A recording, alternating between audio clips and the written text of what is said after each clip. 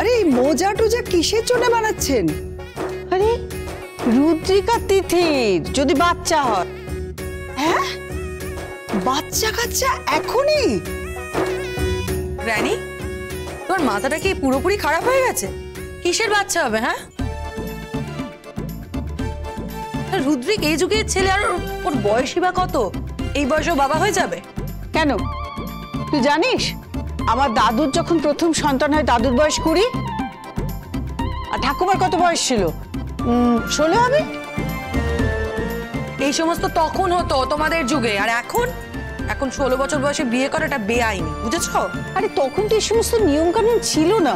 রানী, ঠিক আছে, থাক এখন এসব কথা। আচ্ছা, কি হয়েছে ঠাম্মি? কি হয়েছে? হওয়ার আর কি বাকি আছে? মম এখন মোজা বুনছে, টিপিক্যাল ঠাকমাদের মতন। তারপর কি যেন একটা বালিশ হয় না, ওই আরে কি বলে যেন ওটাকে? আরে ওই সর্ষের বালিশ। আর সেটাও নিশ্চয়ই আপনিই বানাবেন মম? হ্যাঁ অবশ্যই বানাবো, আমি নিজেই তো শ্বশুর বালিশে শুয়েছি। হ্যাঁ গ্রানি, সেটা তোমার মাথার অবস্থা দেখেই বোঝা যাচ্ছে, বিশ্বাস করো। মানেটা কি? মানে মানে কিছু না মম। মাসিমণি, ও মাসিমণি, দিতি আন্টি, এই কেকা। কি হয়েছে? কি? আরে এই দেখো। কি এটা? কার্তিক। হ্যাঁ হ্যাঁ, কার্তিক। কার্তিক ঠাকুর নিয়ে কি করছো? আরে বাবা, কেউ বাড়িতে এসে কার্তিক ফেলে দিয়ে গেছে। কার্তিক ঠাকুর ফেললে কি হয়? কার্তিক ফেললে কি হয় জানো তো? কার্তিক হচ্ছেন মহাদেব আর পার্বতীর সন্তান। তারকাসুরকে বধ করার জন্য কার্তিকের জন্ম হয়। তো 6 কৃত্তিকা তাকে বড় করেছিলেন, মানুষ করেছিলেন, তাই তার নাম কার্তিক। কার্তিক দুয়ারে ফেলে গেলে পুজো করতে হয়, কারণ মানুষ আশা করে মা ষষ্ঠীর কৃপায় যদি কার্তিকের মতো সুন্দর একটি সন্তান তাদের ঘরে আসে। মম প্লিজ এইসব বলা বন্ধ করুন, আর বলুন কি করতে হবে। কার্তিক পুজোর আয়োজন করতে হবে। রিমঝিম, এই রিমঝিম, রিমঝিম। কি হয়েছে?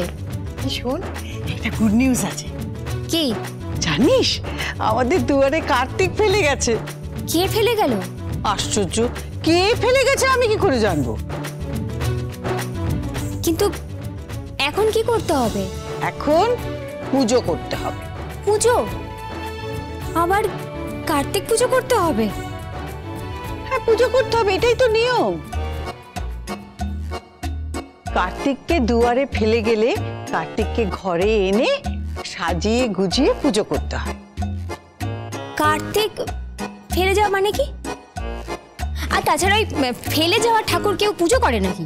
ও বাবা, আমি এসব একদম বুঝতে পারি না। Primitive ideas.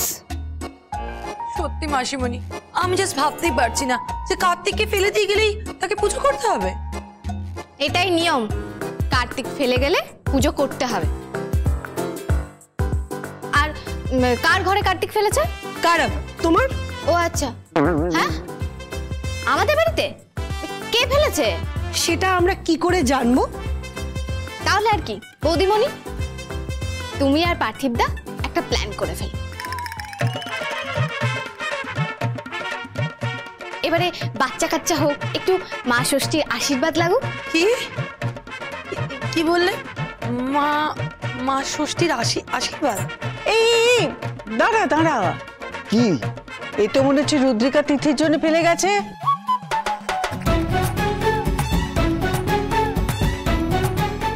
রুদ্রিকার আমার জন্য ফেলে গেছে মানে? হ্যাঁ, আরে দেখ না লেখা আছে তোদের নাম, রুদ্রিক তিথি। আর কি লেখা আছে দেখছি, এই তো লেখা রয়েছে তোমাদের সন্তান সুন্দর হোক। এই হোয়াট ইজ দিস? আরে আমার ছেলে এখন কোনো বেবি টেবি হবে না। এই রুদ্রিক শোন, একদম তুই এসব মাথায় ঢোকাবি না বলে রাখলাম। না না, আমি মাথায় ঢোকানি, কিন্তু কি করতে হবে? কি পুজো করতে হবে তো, পুজোর আয়োজন করতে হবে। হ্যাঁ, পুজোর আয়োজন করতে হবে। কি হয়েছে? কি এত হয়েছে কিসের এখানে? বাড়িতে কার্তিক ফেলে গেছে কেউ, তাই পুজোর আয়োজন করতে হবে। কার্তিক ফেলে গেছে? হ্যাঁ গো, আহা, মনটা ভালো হয়ে গেল। কেন? এ বাড়িতে যদি সন্তান পুরুষ হয় তাহলে তার নাম হবে কার্তিক। হ্যাঁ, হ্যাঁ, আর যদি সন্তান মেয়ে হয় তাহলে তার নাম হবে ষষ্ঠী। আরে না না না না না, আমার বেবির কি নাম হবে আমি ভেবে রেখেছি। ছেলে হলে কি নাম হবে, মেয়ে হলে কি নাম হবে, এইসব পুরনো নাম চলবে না। এই স্টপ দিস ননসেন্স।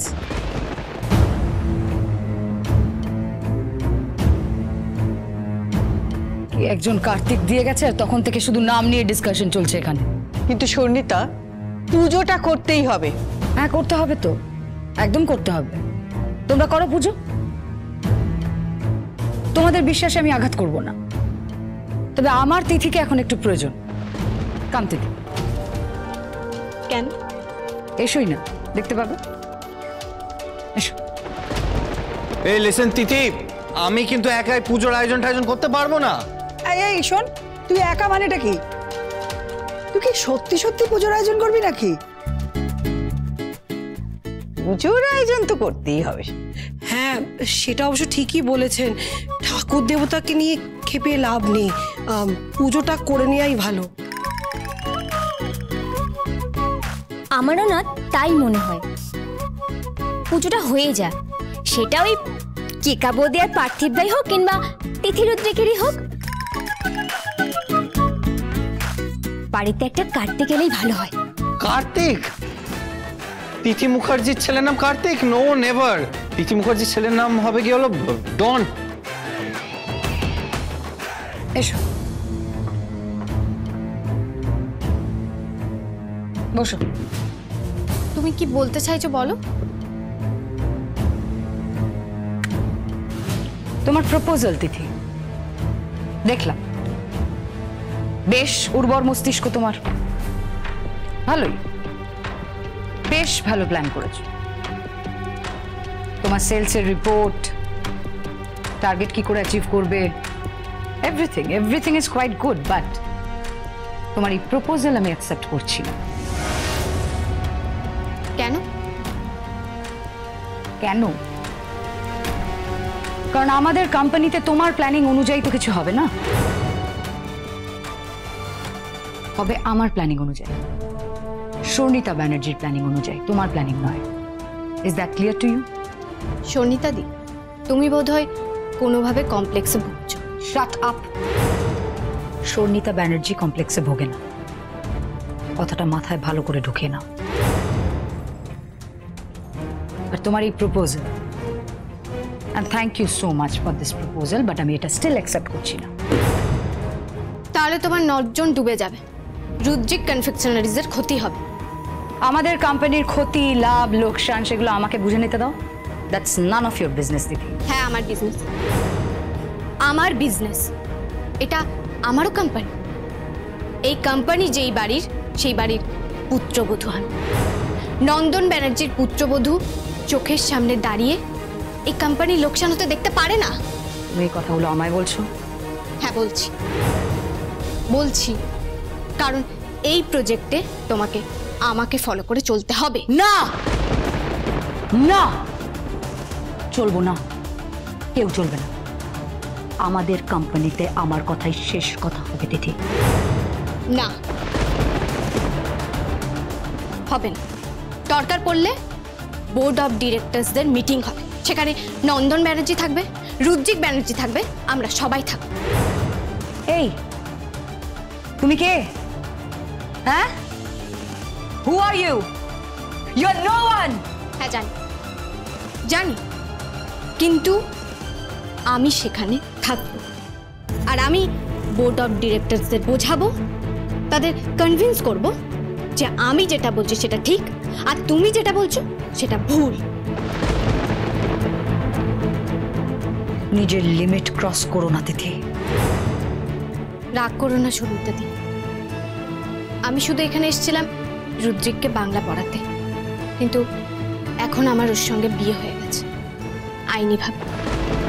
ওর সঙ্গে আমার মত মিলুক বা না মিলুক, আমি সবাইকে পড়িয়ে যাব। বাংলার নয়, জীবনের পাঠ।